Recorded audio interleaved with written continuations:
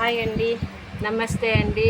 ఈరోజు కందిపప్పు అండి, పొట్టిమిరపకాయ వేసి పప్పు అండి, ఎర్రపప్పు, కందిబేడలు, టమోటా, మామిడికాయ, కొద్దిగా చింతపండు, దోసకాయ, ఎర్రగడ్డ, మిరప్పొడి చేసే విధానం అండి.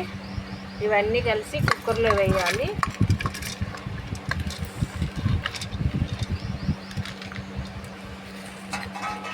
కొద్దిగా పసుపు వేయాలి.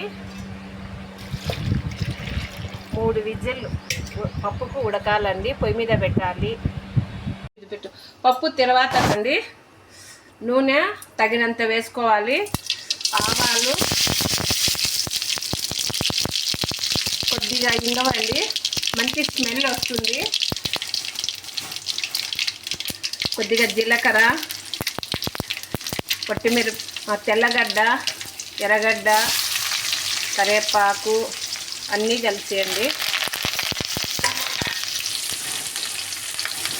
అది బాగా వేగాలి. ఎర్రపప్పులో 2 గింజలు అండి, మెంతులు 2 గింజలు వేస్తే మంచి స్మెల్ వస్తుందండి. పప్పు ఉడికిందండి. తగినంత ఉప్పు వేసుకోవాలి. ఎనపాలండి. రాయలసీమ ఎర్రపప్పు అండి, మామిడికాయ వేసి చేసినాను. చాలా టేస్టీగా ఉంటుందండి. ఖచ్చితంగా నా ఛానల్ని ఫాలో అవ్వండి.